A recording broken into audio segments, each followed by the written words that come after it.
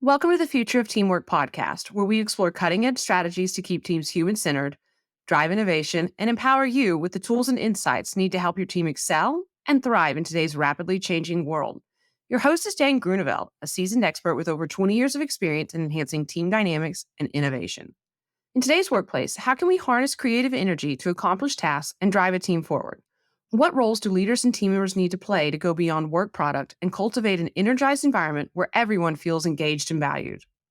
These are the questions Dane and Dr. André Martin explore in today's podcast. Dr. André Martin is an accomplished organizational psychologist and author with a notable career history, including serving as the Chief Learning Officer or Chief Talent Officer for iconic brands like Mars Incorporated, Nike, Google, and Target.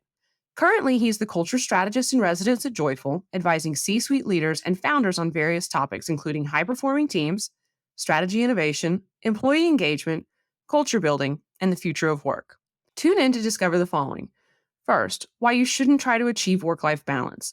Seeking work-life harmony, not balance, acknowledges that work and personal life should enrich and complement each other, not compete for one's time and energy. Second, the 4 questions leaders need to answer every day. Leaders need to continually communicate the organization's purpose, impact, operational excellence, and the value of each team member's contributions to keep them aligned and motivated. Third, the 3 ways team leaders can import stress and export civility. By absorbing stressors and maintaining a calm demeanor, leaders can shield their teams, fostering a more civil and productive work environment. So, teamwork makes the dream work, and we're here to inspire your next collaborative breakthrough. Gather your team or put on your headphones, and let's dive in together.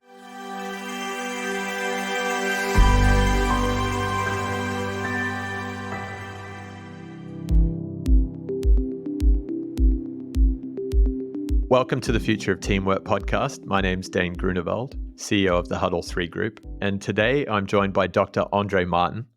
André has a lot of cool titles we were saying before the show, but the 2 we're going to go with today is 1, author of Wrong Fit, Right Fit, and 2, the culture strategist in residence at Joyful. So welcome to the show, André. Thanks, Dane. It's really good to be here. I appreciate having me.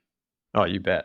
Tell us a little bit more. Like, how did you become to be working with all these cool brands, businesses, teams, and doing this work that you do? Yeah, I started my career as an organizational psychologist. So by training, that's how I come to the work. And then I just had these series of opportunities from an early consulting gig where my boss at the time dropped this young, very green sort of learner of organizational psychology into a steel mill in Ohio, and asked me to do team assessments, it's a great story. We may have to get into that at some point. And then I just had the opportunity to go on to these big brands. Started with Disney, went on to the Center for Creative Leadership, where I ran our high-performing teams practice.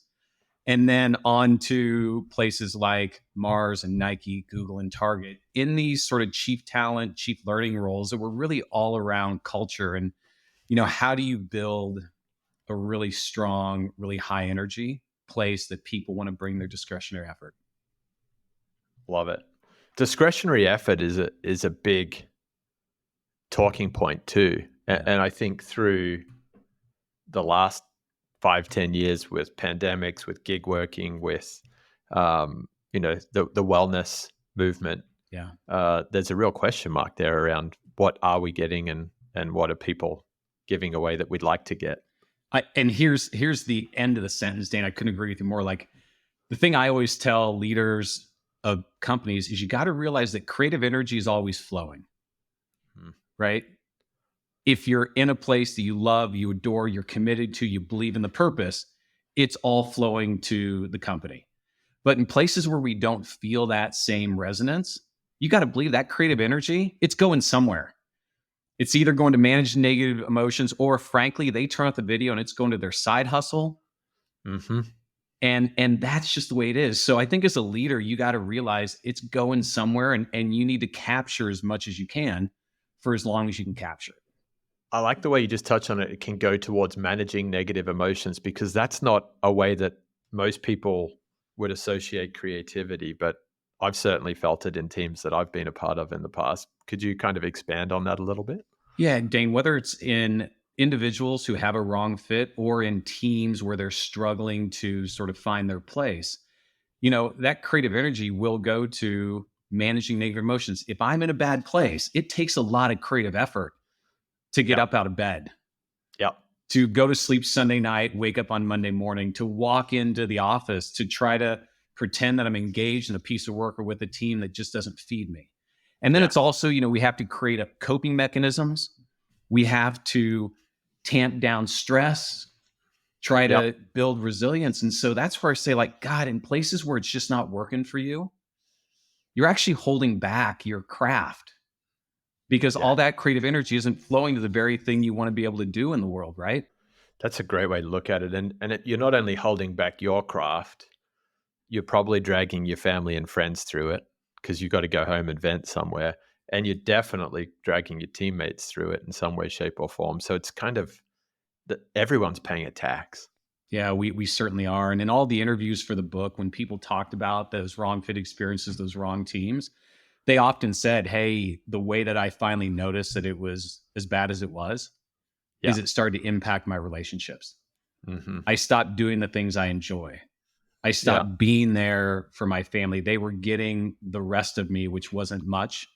And so I really do, we try to separate this whole idea of work and life. We try to talk about balance. I'm like, there's just this idea, it's got to be about harmony, right? Yeah. The ultimate goal isn't to balance life and work, isn't to trade off one against the other. It's to find a thing in a place where you can do what you love and what you're good at in a way that allows life to be, outside of work, to be magic. Yeah, I love that call to action too. It's interesting. I've been running this podcast for 18 months and people always ask me, what are you taking away from it? And there's two big things. One, lots of learnings, and two, a lot of moments where I'm like, oh, I'm a fraud. I've totally failed at that point that Andre just mentioned. And it makes me think, it's the weekend and I'm on my phone on Saturday and my 6-year-old daughter's at the table and we're playing games. And she's funny, right? Yeah. Crazy kid. And she turns around to me and she's like, Daddy, maybe one day you'll just divorce mommy and marry your phone. I mean, that's a moment. That is, but like, that's a knife through the heart right there, right? But hey, there's a piece of that that's both, yes, it's super poignant and we've all been there. But the other point that I think is behind that is you have to take care of yourself first. And a lot of times when we're under stress, if you're like me, you chase sensory pursuits. So those of us who are sitting on our phones a lot, you might want to just step back the phone and ask the question of, hey, why are these sensory pursuits, whether it's watching TV or being on your phone or whatever, why are those the places I'm choosing to spend time? It might be that you're in a moment that stress is high and resilience might be low, and you just need to find a way to get a little bit recharged. That's a good point. I like to surf a lot too. I wonder where that falls into the, it can be a sensory pursuit, obviously. It's a different kind of one. It's more interactive. Yeah, it's a different kind of one. That's, that's out in a pretty active, pretty stimulating, pretty demanding actually sport. So I would say those are the places where, hey, if you're a surfer, watch out for the times when you're not doing that. When you're finding excuses about not to go, that's when you know that probably stress is higher. If it's something you love and you're not doing it, it's a good litmus test. And it's interesting the way you just layered there, Andre, you layered high stress and low resilience. So do you see those as inverse in their relationship to each other? I see them as inverse in a relationship with each other. One of the things I always talk to people about when you think about this idea of stress is, hey, stress isn't about overwhelm in the moment. There's a great book called Burnout by Nagoski and her sister. That's the last name, where they talk about burnout in a really interesting way, where they say, hey, burnout's about not getting to finish the stress cycles that we're in. Pandemics, downturns in economy, issues at home, right? We run through these things, almost trying to get to the end of it as fast as we can. And in doing that, we sort of keep absorbing the stress. We hang on to it. It lingers. And so I think the idea of resilience here is just to say, hey, the more you can build resilience, the more you can have these activities and assets that allow you to be a little bit more invincible, the less high stress is going to impact you. So that's just the way I always think about it, Dane, is they're inverse in the sense that, yes, they go in opposite directions. As stress goes higher, your resilience takes a hit. But if you think you can build resilience up to a point where stress can stay pretty minimized in terms of its impact on your life. Yeah, I like that. And I would imagine that's both an individual function, but also a function of teams. We're seeing a lot more talk now about resilience in teams. Yeah, I'm doing a really interesting project with a company right now. They are over in Europe, and they're in this pretty rapid transformation process, right? They've got some pretty aggressive goals for 2030, and one of the things they're noticing is that well-being initiatives, although well-intended, they're giving all these tools and tricks and tips and apps and things to individuals to try to give them well-being. What they're finding is that, hey, the truth is, I could make you the most prevalent well-being expert in the world, and if I drop you in a system that doesn't support that, it's sort of irrelevant, right? It's like trying to build a great team out of a lot of prisoners from Alcatraz. I don't care how good a team leader you are, it's going to be really hard. Yeah, And it so is. what they're taking on is they're taking this idea of saying, hey, what if someday our company could be a place where our promise to employees is come to work here and you'll walk out healthier. Yeah. They want to create this energy restoring system, which I frankly love. Mm-hmm. And I think there's no better pursuit for the modern company.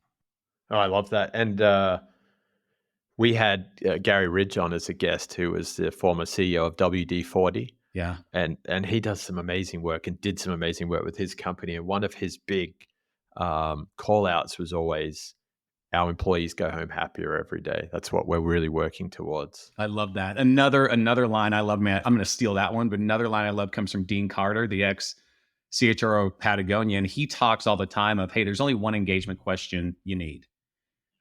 Did our company add more to your life than it took away? And it's so simple, right? I remember the days I started my career doing a lot of sports psychology work in colleges and universities with kind of Division I athletics teams. And yeah, we know elite athletes sort of work under this premise of it's about performance and recovery and process. And yet, even though we can see that at a very human level, that's the way you succeed over time, we fail pretty miserably to enact that in the companies that we create, right? And I'm still looking for why that doesn't happen, why teams and leaders resist that honest truth of human beings. Energy is finite. Yeah. Opportunity is infinite. The more energy you have, the more opportunity you can chase, right? So one day, perhaps. Yeah, you're right. I think going back to that approach on wellness that you touched on with the company over there in Europe, we saw a lot of that, like just fatigue from people throwing wellness as a box ticking exercise. And the wellness initiatives that work is actually when you tie it into the ways of working. And I know in your book, you talk a lot about ways of working, but I think that's a big shift we're going to see in 2024. I think a lot of companies, the ones that are really committed to driving the right workplace cultures, making work more fun, are going to find ways to build these programs as part of the process design of the role, the systems that we use, the way we have meetings, and not just saying, hey, everyone go do this on Tuesday afternoon. Right. I think that's exactly right. It's counterintuitive and ironic that we're going to cure well-being by taking more time from people for them to learn a new set of skills, right? I mean, it's just the whole thing sort of is ironic. I appreciate all the effort, but we got to stop and really look all the way up at the system, all the way up to the C-suite, to that executive team, and say, hey, if you all can't model that, find ways to do that really well, it's never really going to happen authentically down and through the company, because we know that stress just exponentially increases in many ways as you move down and through to the folks who are trying to execute these big ideas every single day. Yeah, it really does. It really does. And you talked a little bit about, before the show, we were sitting here bouncing around some ideas, and you talked about teaming as a verb, and the need to commit every day. So tying that together with your comment about the C-suite, the leaders turning up and committing every day to live the values, live the culture that they're setting. How are you seeing that in play? How are you seeing companies be intentional about that? Well, I think we're right now at the cusp of really seeing the impact of not doing that. Right. So 53% of managers are burnt out. I saw this stat from Deloitte that said 70% of C-suite executives are considering quitting their job. That's a lot. It's a lot, right? The reality of how people feel about how hard work is, it's just sort of breathtaking, and not maybe in a good way. But, I think about, all right, so if we're going to succeed here, energy and that idea of just restoration is going to be really important. The other part is just recommitting as individuals and re-recruiting people as leaders, right? It used to be you could get someone in a company, give them a good paycheck, show them the ropes, and then they went off and did their thing. That's just not the world we live in now. Everybody's head is up. There's greener grass. I can get social media. I can go out and find 27 people who look like me, have the same skill as me, but they seem to be living a better life. And so with that, as a leader, I think about a team leader. I'm like, your job has changed radically, right? Not only are you no longer just a coach, a cheerleader, and delegator of work, you've got all these other roles. Sometimes you're a counselor, sometimes you're a best friend, sometimes you're, creating the space for people to come in and see the culture. So your job's more complex, but also just the reps you have to do to keep people aware and engaged are tremendously faster than they used to be. You got to be ready. I tell my team leaders all the time, I'm like, if you're doing your job, every time you bump into somebody, whether it's a video or face-to-face, you have 4 questions you got to answer for them. You got to remind them why the world is better with this company in it. You've got to remind them how the company has impact and makes money and why they're important to that. You got to remind them how the company works at our best. And you got to remind them of the unwavering promise we make to you in return for your effort and your time. And those 4 key questions, if answered every day, will keep almost anyone settled, focused, feeling valued and seen. But we don't seem to have the time. And even when we do, we're trying to get off the video as fast as we can to get to the next thing, to the next thing, to the next thing. It's just, it's really complicated. I want to dig a little deeper on that, Andre. So re-recruiting, as someone who's grown up in the industry as a recruiter, I've done very little re-recruiting in my life, or not that I'm aware of. Whose job is it to create the supporting infrastructure, the necessary reinforcement to do that? Because I would imagine if you just go out with a distributed approach, every leader is going to do it differently. Is that where chief learning officers, chief talent officers, chief people officers come in with their systems? Is it the CEO setting it out? Like, where do you see it landing? Man, it's a really good question, Dane. I'd say this. I think first and foremost, we have to help every leader know that it's the core, most important thing they do in their job, right? It should be the number one, job responsibility we all have, which is you got to re-recruit your team. And if 10,000 leaders do that every day for 10,000 teams, you basically have the most high-performing company in the world, right? And so that's first. I'd say secondly is I think we're going to have to rethink that job of a manager and, really anoint them as team leaders. Like, you are a leader and a representative of this company, and your job is to make sure those 12 people who are knee to knee with you are clear about what we're trying to do. They feel valued and seen, and they know exactly what they're working on and why. And then lastly, it comes down to HR. I've been in HR my whole life. I long for the day when we can get out of our own way, drop a lot of the systems that used to work, and really sort of find our way to assets, processes that help.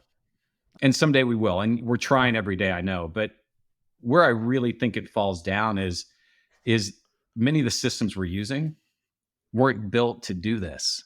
No, they weren't. Right? They were built for a pretty stable time when people were generally going to be at their job and they're going to go through reps annually every year. And we're on a different time cycle. I feel like that relationship with time, I don't know about you, my relationship with time has just altered so significantly. And we need to, as an HR practice, catch up to that and really just help and this is funny because, I know what the podcast is all about, teamwork, but I've always said the locus, the customer for any great HR practitioner should be the team. Right. When we do manager training, we should do manager training with the team. Yeah. Right. Instead of just doing manager training, we should do team member training. We should train everyone on how to show up and be a great team member. Because part of it just lies in, I don't know that we know how to work together all that well. I think you're right, and I'm going to come back to that.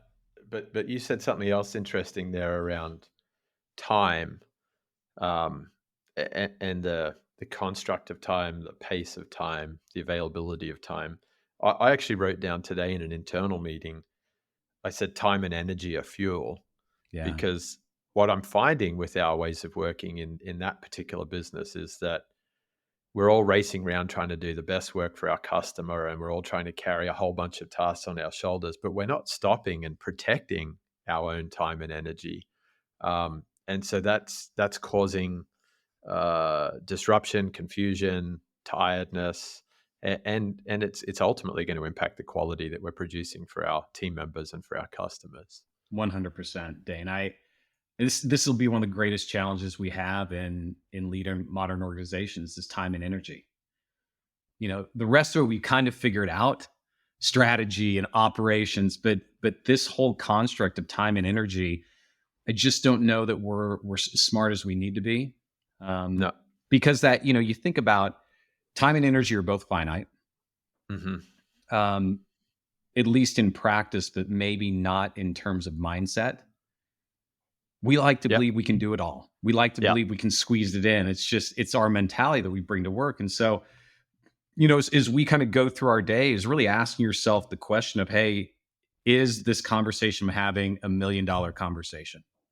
Is my attendance at this meeting essential for this team or group to do their job? Yeah.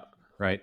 Is the ask I have of the person I'm getting ready to send this email to worth it if it takes 30 minutes or an hour from their family?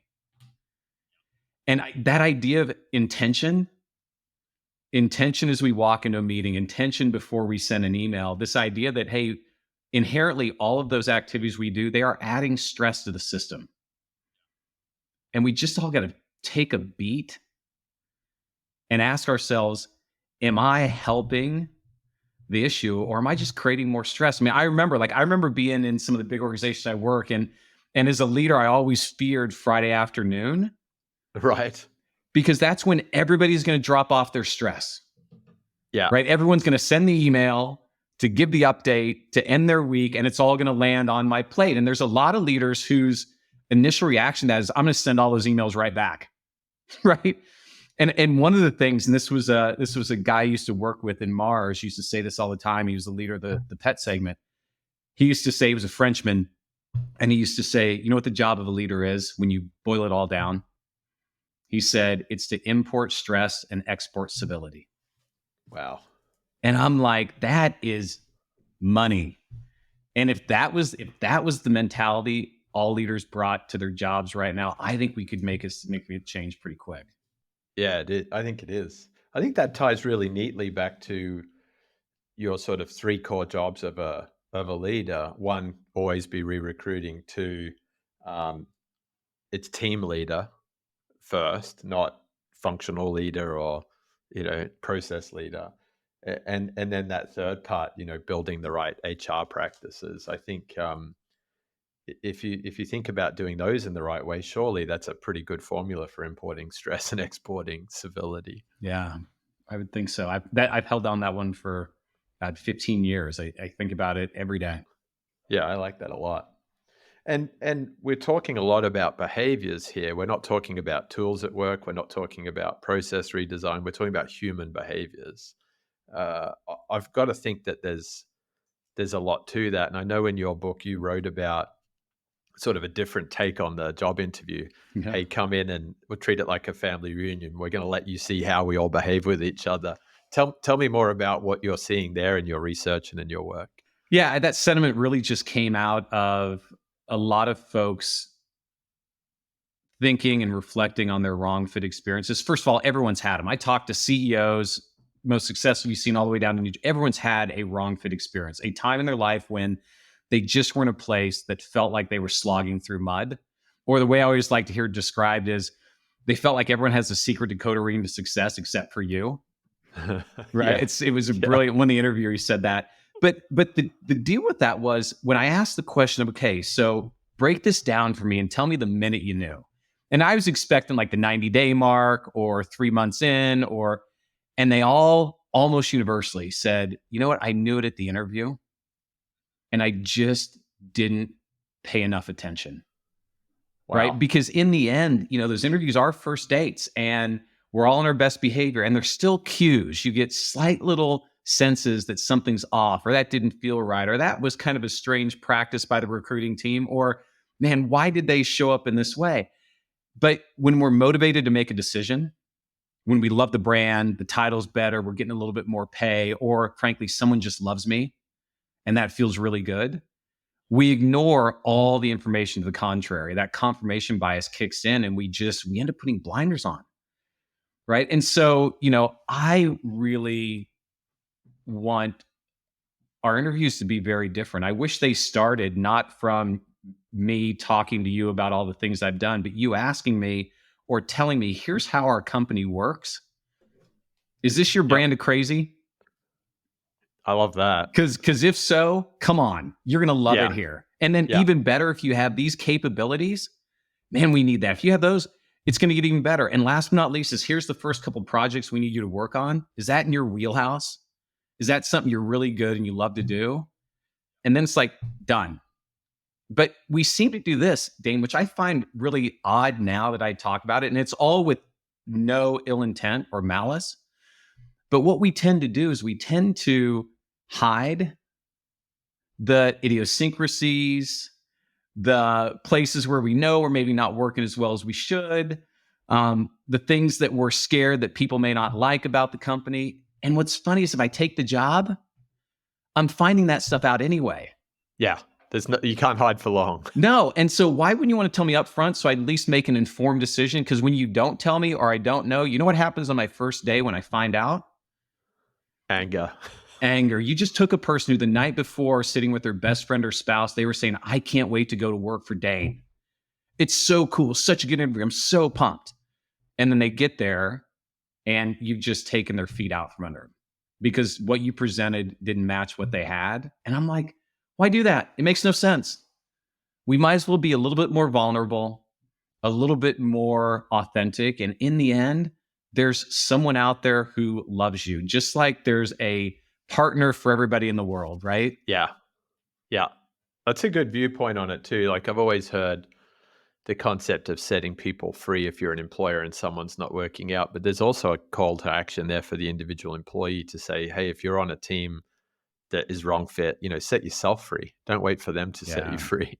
Yeah. And I think that's one of the most important reasons I wrote the book was I see far too many people waiting until the company forces them to go. And I'm like, hey, there's a time when you need a job and I'm all for keep the job until you can find another one, but don't sit idle. Either try to make this wrong fit right or start looking for a place you can do your best work of your life. And almost every time, right, whenever any of these individuals I talked to, they said, okay, so you left, you went somewhere else, it's better. They all would say, I wish I would have done it earlier. Oh, I bet. Because we end up wasting time and we have so little of it. I mean, we like 13.5 years for our adult life is going to be at work. Every second, every day, every minute. Like we can't afford them to be bad. No. And you said at the very beginning of this discussion around every human brings creative energy. And so why waste that energy? Like there's so many cool things you could be out there contributing to. That's right. 100%. And, and there's a time like in the book, one of the things that came through, one of the excursions I really believe in is you got to also know what you're solving for, right? There are times when you having the best job in the world might take a back seat to you making money so you can pay for your kids' college. Yeah. But the thing is when you realize that, when you go, hey, the reason I'm here isn't because it's the best thing for me personally, but it's going to allow my kids to have a better life, it changes your orientation. You're no longer a victim. And so part of what also happens is it's not that it's as simple as, hey, this is wrong or this is right. It's often that we're not backing up to your point because we don't have the time, taking a deep breath, taking 3 steps back, and actually asking ourselves, what am I solving for? Yeah. And when you do that, you might look at a job that doesn't feel really good in a new way and say, hey, I'm staying here because it does a lot of really good for my life, for my family. I get to live where I want to live. So whatever it might be, but just taking that stock every quarter is really a healthy thing to do. And it allows you not to lose your sort of sense of commitment. No, I think that's really important. It's like when you're on a plane and if the pilot doesn't tell you you're going to enter some turbulence, it's pretty anxious moments when your drink's going around.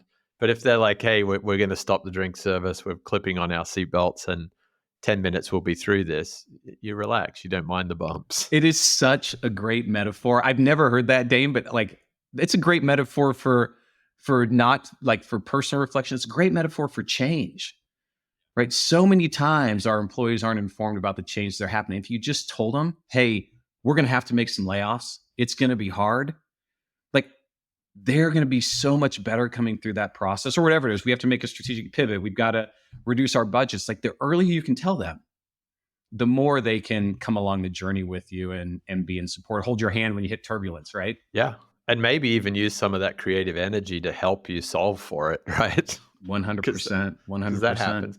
It's interesting. We just acquired a small business, Inspira, and they do HR consulting, executive coaching, search.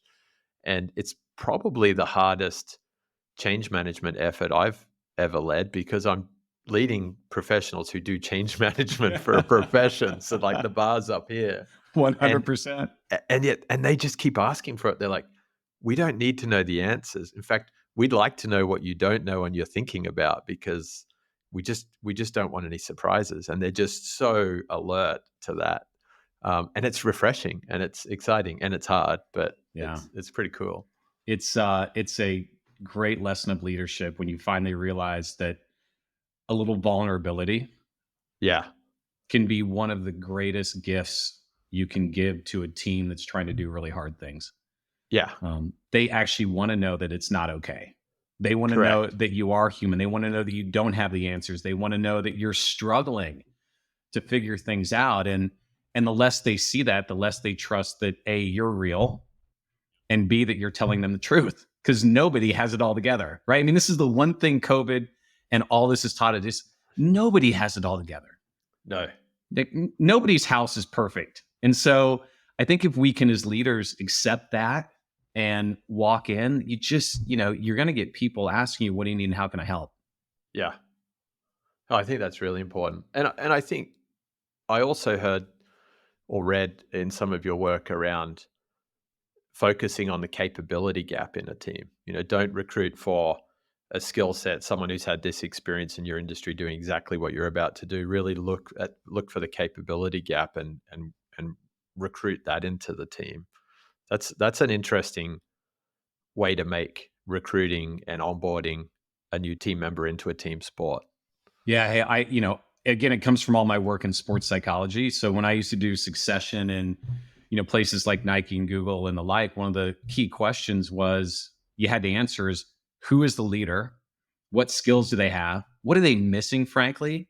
And can we hire to make up those gaps? So you might take, a chief financial officer who might not be the best in the world at finance. They're good. Yeah.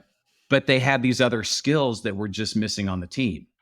And that is where it changes the orientation. You're not actually hiring for roles. You're hiring for chemistry. You're hiring for chemistry at the org level. You're hiring at the function level. You're hiring for the team level. And that has come in part, Dane, from I've worked at all these big brands. And I can tell you, working at Nike is very different than Google. It's very different than Target. It's very different than Mars. And so chemistry matters. And I don't know that our talent processes, we always sort of ask that question. One of the things I was talking to last week, one of the other podcast hosts, and one of the things he said is, hey, we should start really thinking about interviewing the job. Before we interview candidates, let's interview the job. Let's go really deep in terms of what we're actually looking for. And I thought that was just brilliant. Like that, it really is. What a great first step to get past that, Chat GBT job description that we just wrote. Oh yeah, and terrible. And actually sit down with the team with an empty seat, and see if we could build the perfect profile for this moment, this team, this role. Yep. What are the things we want? I think it'd probably change what we're looking for. And it vastly changes the human-centered design, right? Because if you're interviewing the job, you're asking who are you working with and where are you finding it tough, and so the role isn't a bunch of tasks. It's what's that person going to have to turn up and do and deal with. Totally. So I think That's fun. it could be a really cool practice. It would be a really cool practice. No, I'd never heard that before. I'll definitely put that one down. And maybe this ties into interviewing the job.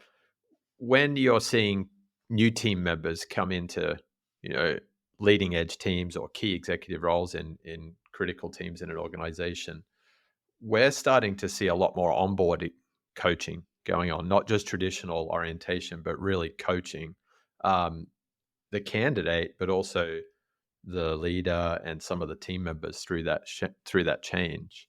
How much do you think that's a fad, like hey, let's do it now because it's been hard, versus maybe an intentional and growing practice that we might see more of in the future? Well, I'll start with, I hope it's a practice we see more of in the future. For a couple reasons. One is transitions of any sort into the company, into a new team, into a new level in the company.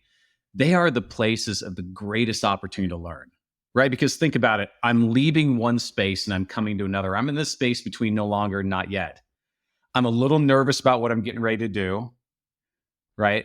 And so we're open in a way that we won't be once we have a task in front of us. Yeah. And so I think being able to say, hey, what if we could extend those timelines? When someone onboards, don't put them in their role right away. Mm-hmm. Let them learn the company. That's their only job, is learn the company and build as big a network as you can in 90 days and then come work for me.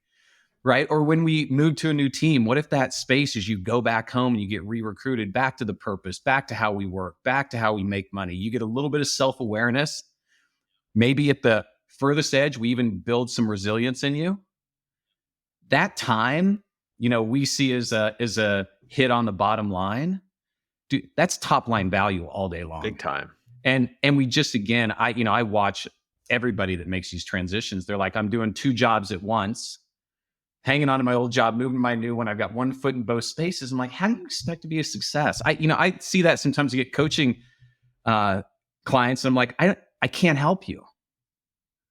Right? There's just no way to help you if we're not willing to sort of see, the irony of this is untenable.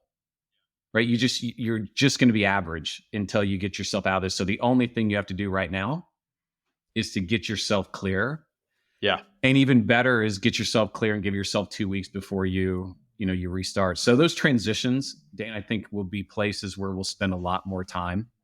And in a big organization, I hadn't thought about it in that context. If you got someone leaving a job in one team and moving to another team, you've just disrupted 2 teams. Yeah. So all the more reason to do that kind of listening tour or learning period, because everyone's impacted, not just the people changing roles, but now all of these folks in this team and this team have got a new person to work with, and you're all relearning each other. There was a really interesting practice. It's the same company I've been working with over in Europe, and this wasn't my work, but they had this intentional practice of handovers. Mm-hmm. that literally in front of the whole team, the 2 members, the one that's leaving, the one that's coming, they hand over. And it doesn't matter where you're going next. You could be leaving the company, you could be going to a new role, but the intentional nature of the handover. Yeah. And someone like literally saying to you, like, this is what I'm leaving you. Yeah. This is the foundation, the springboard from which you were going to get to do your job. I just wanted to say I did my best, and I want to give you the opportunity to hear me talk about where we are in front of the team. Like, I just think that's an exceptional practice, right? That's a power move, big time, because having been in a few of those situations when you get told the new boss is coming in, you're like, oh, what did they tell them about me? What did they tell them about this process or this company or this office? Yeah. That's real. Yeah, it is real. And it's also it's pretty poignant. Like, what a great gift to give to somebody. Yeah. To say, before I go, I'm going to make sure I physically am handing this off to you. Yeah. And giving you what you need to succeed. It's what we all should do. And it's a massive feedback accelerator for your team too, because like Bob's doing brilliant here, but where he could focus some of his time differently is with this interface or with this piece. Like, that's great for the whole team to see. It's growth. It is growth. And that's the other, we haven't touched on this yet, but coming from the Center for Creative Leadership, one of the other things that stood with me for the last 20 years was one of their foundational beliefs, which is the only difference between leaders who excel all the way through their career and the leaders that go from hero to zero is the former group took key events that we all have. Right? We all have the same key events. We have the same experiences. They took those key events and took enough time and effort and diligent reflection to turn them into lessons of experience, or in my words, new habits. Yeah. About how they're going to lead. And I just think that practice, or many others, like I would tell anyone who's leading a team in today's organization, it's your responsibility. You own your career, you own your success. You've got to find those moments, right? Everyone walks into the day believing if I just go through the day, I'm naturally going to learn. And there might be some, you might be lucky and you might absorb some new stuff, but generally we're just going to repeat the same experience again and again and again. Unless we stop, do that self-reflection, do that self-awareness building to be able to see, how have I got to be different? Or frankly, how have I changed? Yeah. And that affirmation is sometimes missing, isn't it? You don't really stop and pause and say, how have I changed? You don't seek that feedback from your team members, your boss, whatever. And it's funny, right? Because, hey, I do executive development for a living. So do you. I love the space. And, the first thing I tell people is if we were really good at our job, you would never have to go to a development program the rest of your life. Right? Mm-hmm. Life is literally the greatest classroom on earth. Yeah. Everything you need is sitting there. What we should be teaching people is how to reflect. We should be creating a space for a week that is no content. You're just going to sit and hold a mirror up to your face, and we're going to ask you how much you like what you see and what you want to change. Right? But that's really going to be progressive development is, hey, we've got the most complex, hard problems we'll ever have to solve out there right now. So much learning. Learning is powerful. It goes back to that time and energy piece. If you can drive learning as a culture, then hopefully you're giving people methods and mechanisms to protect that time and energy for themselves and for the team. Yeah. And just to see that, like, random Tuesday morning, you're going to have plenty of learning to be done. You're going to have plenty of opportunities to shift and move and change the way that you interact with the world. It's every day. Yeah. I like, I just did for the very first time, I did the Myers-Briggs assessment. So Kurt Landon, who's now my colleague, came and ran it for me. Excellent. And my whole view on assessments is like, you do it, you read it, you think of something you should do, you throw it in the drawer and it's done. What I liked about the way that Kurt sort of led me through MBTI was like, get curious. Where are the 2 or 3 things that you need to keep looking for learning moments in, and kind of embrace those styles and know where you need to be doing the bridging to bring your team members along. And I thought that was a far more, it was a higher efficacy approach to taking an assessment and turning it into a work stream for myself. I love that. Did he take you through the Johari window by chance? Yeah, I love that too. I mean, that's the best, right? That whole idea of like, I love the Myers-Briggs. I love them all. I'm a psychologist. I could take assessments my whole life, but the best part about them is they open you up to a conversation to separate what you know and I know, what you know about me that I don't know about me. Yeah. And what I know about myself that nobody else knows. And then what's like out there in the unknown that we haven't explored yet. It's funny you mentioned the Myers-Briggs. I just did, and I'm a geek, so I'm going to admit that to the audience before, but we just had our 8 best friends and we did a MBTI dinner party. No way. It was you and your partner. And over the entire night, we went through sort of the entirety of kind of step 2 in a very fun sort of, newlywed game sort of way. And frankly, it was like right there, Dane, I got to tell you, and even in that atmosphere, which was light and fun and cool, the number of moments where people who've spent 20 years together were like, oh, now I get it. Yeah. Now I get it. And just to really have that certainty that, the interactions that we see in each other, they come from a place of we have preferences. We just do. And as long as we can see those, you start to take away some of the judgment of how sometimes people show up in a way that might not fit you.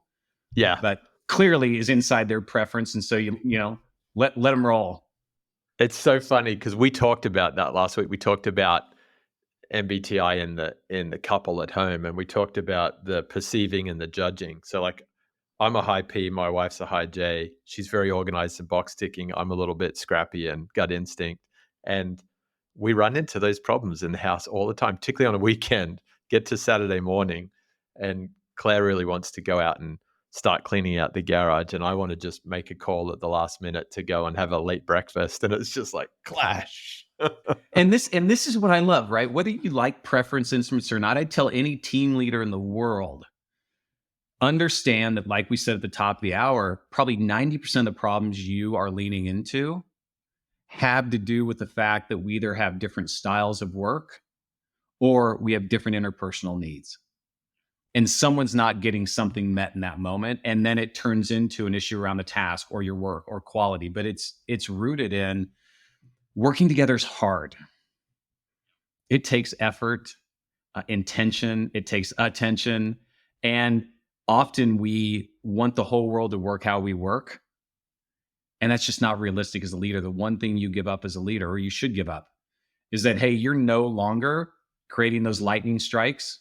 It's no longer about you. You're creating the conditions for lightning to strike. That means that your way of working is sort of irrelevant. And that's counterintuitive to the way a lot of people run their teams.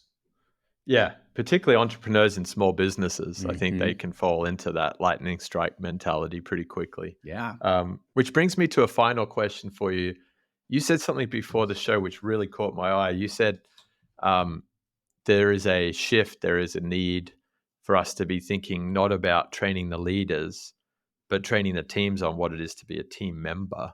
And your Myers-Briggs dinner party is a good example of that in some way, shape, or form. But tell me about other ways to do that in the workplace. Where are you seeing that teams are going to be training to be teams together in the future?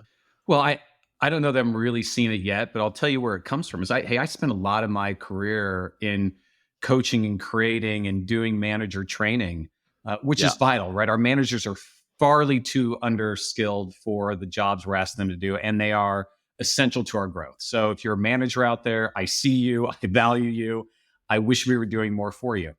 But the truth is this, right? Is that, hey, early in graduate school, I did all this work around collective efficacy and this idea of how do you create a really strong bond in a team.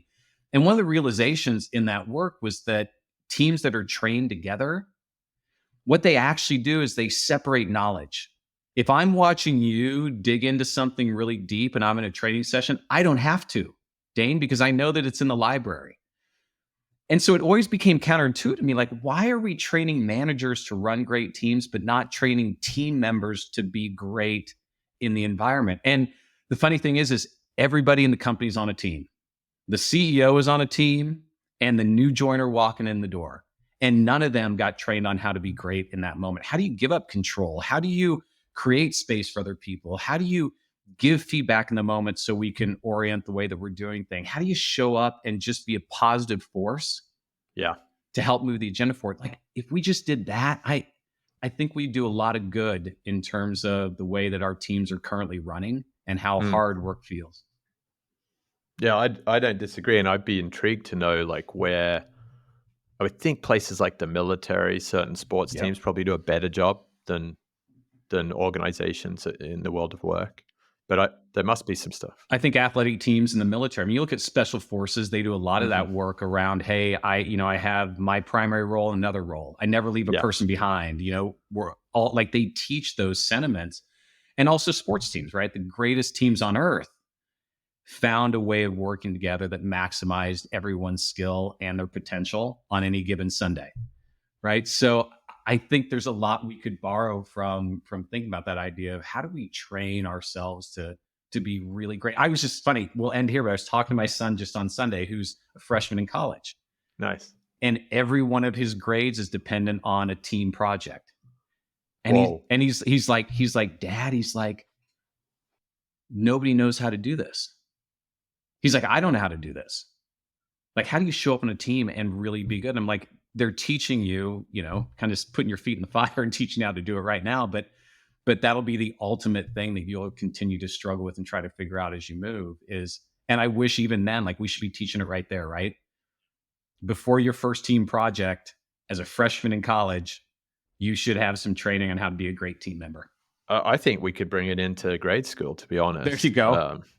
We are seeing some really cool charter school projects, programs that are now project-based learning. Yeah. So I would imagine that there are also some good case studies out there for where that works. But I think it's a great call to action. And collective efficacy is what you were driving this research and thinking on the Yeah, back it was of. it was really about how do you increase the sense of confidence that a team has Yeah. about their ability to accomplish a task, and what are the sort of antecedents to that Yeah. we can control, manipulate, and sort of make better to improve the chances of success over time. That's awesome. Yeah. Well, Andre, this has been a fantastic conversation. So many highlights, particularly around, what it is to be at work, how we drive creative energy, how we call upon leaders and team members to play more of a role in driving the team and not just the work tasks and work product. I'm really looking forward to diving more into the book and more into this transcript once it comes out. So for any of our listeners that want to learn more about you and how your work could impact their teams, how would they best find you? You can find me on LinkedIn, of course. You can also find me on my website. It's www.wrongfitrightfit.com. And then come March, I'll be reintroducing a newsletter. It was meant to be a dose of inspiration on a Monday morning to help you have a little bit better week at work. And it's called Monday Matters. It's Nice. Substack, mondaymatters.substack.com. You can join up now. And then when I restart it, you'll get a little dose of your first cup of coffee on Monday morning. That sounds awesome. Well, thanks for your time today, Andre. All right, Dane. Great to meet you. Thanks, everybody. Thank you for joining us. Remember that by embracing vulnerability, trusting our intuition, and approaching challenges with compassion, we not only strengthen our teams, but also pave the way for a future where collaboration thrives. If you're hungry for more insights, strategies, and research on collaboration, head over to thefutureofteamwork.com. There, you can join our mailing list to stay updated with the latest episodes and get access to exclusive content tailored to make your team thrive. Together, we can build the future of teamwork. Until next time.